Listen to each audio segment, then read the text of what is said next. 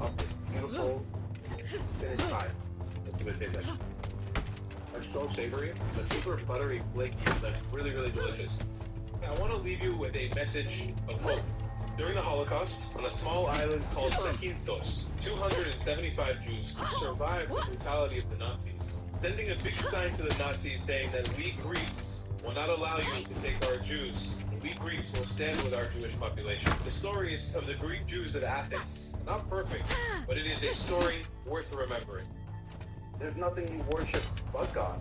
And this is my favorite thing about Islam, is that it's the only religion who worship nothing but God. I don't even like bringing up Christianity, but in Christianity, like the Jesus God or the Son of God, the Mother Mary, and saints, pictures of statues, and all these different things. In a certain other religion, they're chosen, but they only worship God, and it's like, okay, well, I'm not born into that, so that doesn't make any sense.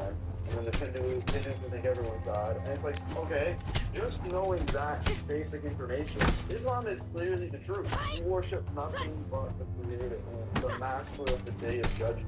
Yeah, for sure. And it's like this being, Allah is outside of time. I've said this before, but Allah created time. If you think about Allah, like God has been present in all time, you know? He's present in the past, he's present in the future. It's crazy way to think, but it's like, literally, if God knows what happened, has happened to you, what was happening now, and what's gonna happen to you, he's present in all those moments, you know what I mean? Yeah. So, you know what's crazy that I was thinking about earlier while we were praying, and we were making dua, is from when I've taken psychedelics and I look at my hands, your hands look all freaky and weird. But when you're on an iman high, a high on faith in Islam, and especially after a prayer, I'm making dua looking at my hands, I get that same feeling. You know, it's like you're almost, you don't even need to take psychedelics. Looking at your hands. For sure. I swear though, an iman high is better than any drugs or sex or any. It really is. You're connected with the creator of all of those other things. Let's break that down though. Because like, what is an iman high? Right? For people who don't know what iman is. Yeah, so an iman high is just where it's just your faith. Like your faith is iman your faith, right? Your all-time high. And it's not like I have zero doubts about Islam. That's the thing. Like I am 100% confident that it is the truth. It's clear as day to me. But like even in the sense of like iman high, right? What does that mean? I guess it really means like your closeness and relationship with God. That's one, and I think another thing about that is like at the end of the day, like the way your closeness is to God is like a discipline to always become your best, you know? And when and relationship with God. That's one, and I think another thing about that is like at the end of the day, like the way your closeness is to God is like a discipline to always become your best, you know? And when you're really living it to that aspect, it's like you're on like it's really the number one way to hide your happiness. Like a lot of people's idea of happiness, like having a sense of gratitude no matter what happens, and to just like the ultimate self-improvement, right? Like when you're on that self-improvement through God as well, right? The Iman high is in particular, it's like you don't need advice. You don't need this and that. You're just high on life. You feel not only closest to God, you feel the best when you're working hard. When you're not wasting time. You know, go to bed with tasks for the next day. These tasks are actionables that will take you closer to your overall goal. So like if you want to make money, then your tasks, if you're a complete beginner, then maybe it could just be watching some business YouTube videos, maybe reading a business book. Those are your initial tasks. But if you're starting at 0 XP, and so getting to like 50 XP as a person is a lot more rapid compared to the growth after that. It almost the start of self-improvement looks like this, like so. And then it's like maybe you go down a bit, and then you come back higher and you go down. But overall, it's like your initial 100 hours into self-improvement is going to be the most rapid. Yeah, for sure, I agree. You know, that's sort of point your purpose will unravel to a new purpose, and that's where it kind of like, you know, might dip again. You know, you never have you might have the vision, but the way God steers you on that path is mind-blowing. Like, everything that I've ever done, you know, I've had an end goal in mind. I'm doing my daily tasks that get me close to that, and then sometimes God just gives you a new opportunity or pivots you, and you have a new goal. For something bigger, something better. Yeah, we weren't even talking about Islam much back when we were making up Preacher Character, which is so interesting. And I remember we started playing the Boston Rock, trying to start filming that video, and my knees just like wouldn't go down. Yeah, oh yeah. I don't even notice that anymore. I forgot about it. No, my knees are totally fine now. I can sit like that for hours. Yeah. But it's hard, bro. I used to make like the craziest poses. You would just look over and start laughing. Yeah, I try not to, obviously, because he was doing his best, but like, you have a little difficulty just like fully getting on your knees for prayer. And, you know, like, just seeing that project was immense. It really was immense. For me personally, even like after upgrade your character, my own reason I started thinking about prayer, you know?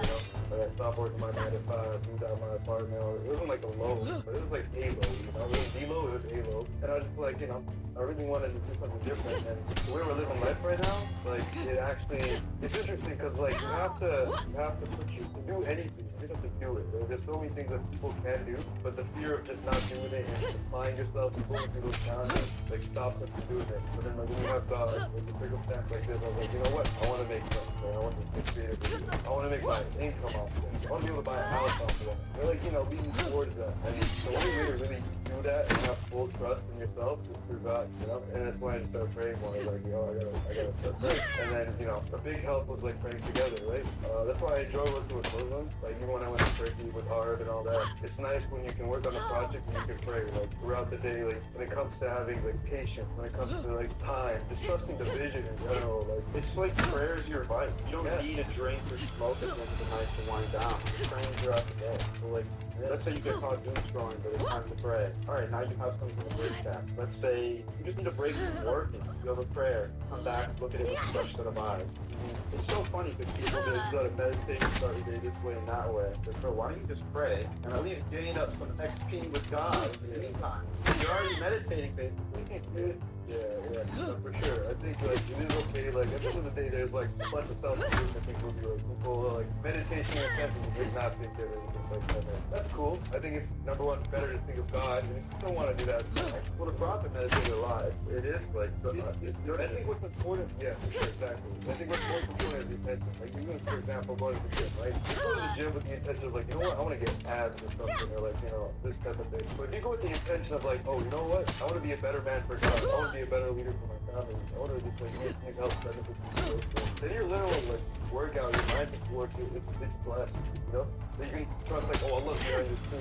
The God's behind this too. Like, it's not about like, I want to get abs.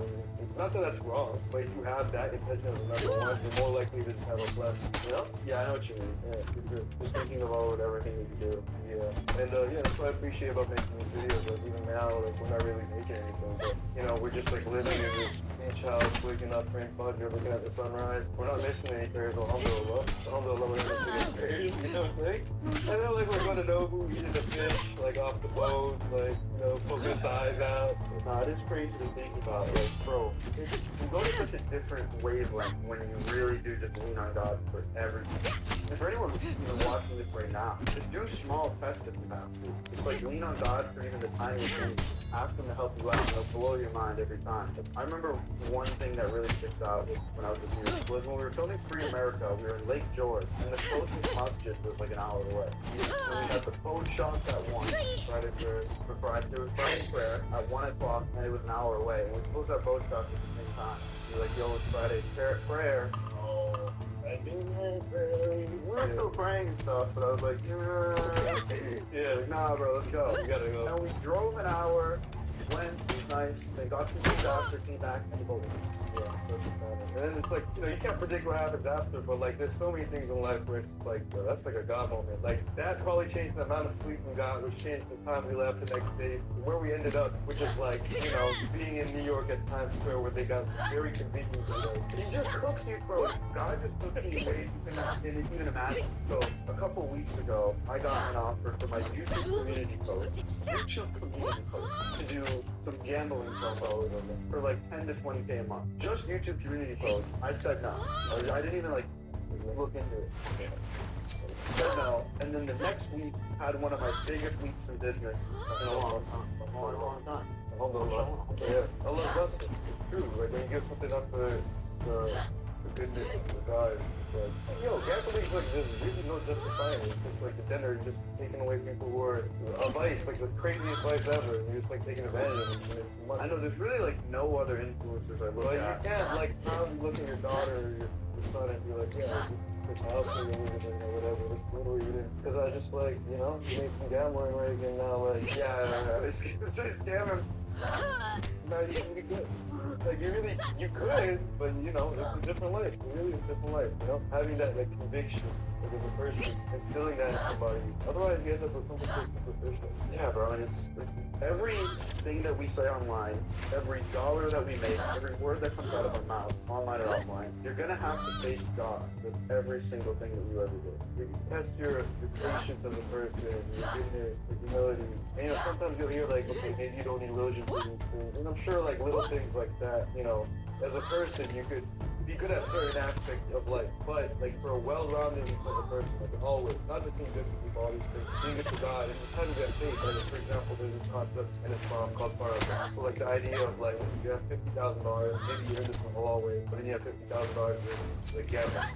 Like the way that 50K that you earn in like the halal way is like a God-given way, for like good money, like God bless with money, right? It's not gambling, man, with money. That has more, you know, power than any amount of money in gambling. 100K in gambling, 200K in gambling, right? That just has way more weight. And like, when you can think like that, you can have so much more faith. It doesn't matter like, oh, I only have 50K. It's like, wow, bless, I have 50K. You know what I mean? Like that's enough. God's giving me this, and then you can trust me for that. And like, you know, that's how you earn more wealth out of it in the right way. It's facts.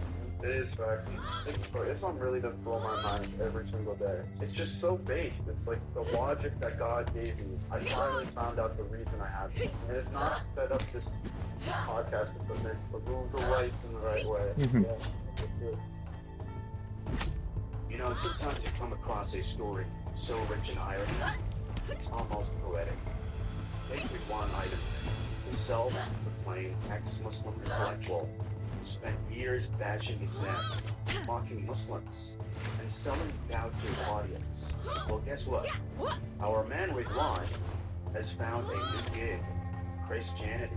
That's right, the guy who spent a decade screaming about the irrationality of religion, who built his brand on denying God, is now kneeling at the altar of the Trinity. 3 gods? Really? From there's no God to actually there's 3 in 1? Let's rewind.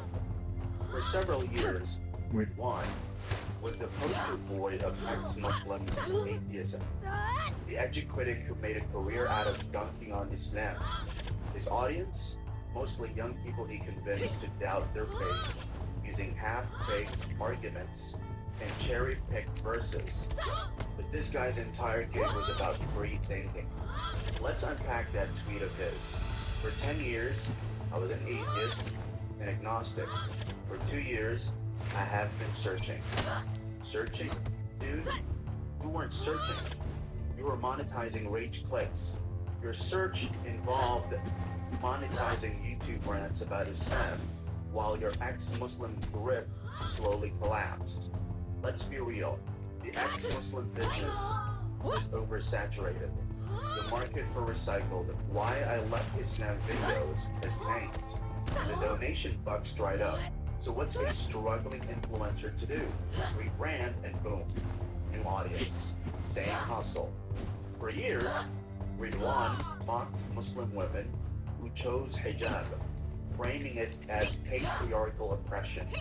Now his wife's in a church, head covered, and suddenly it's not hijab, it's just vibes. The mental hoops this man jumped through could power a circus. When Muslims cover, it's subjugation. When Christians do it, it's personal choice. How convenient. His argument? I don't control my wife, as some kind of gotcha against Islam. But now, if he's truly a Bible-believing Christian, shouldn't he obey the Bible?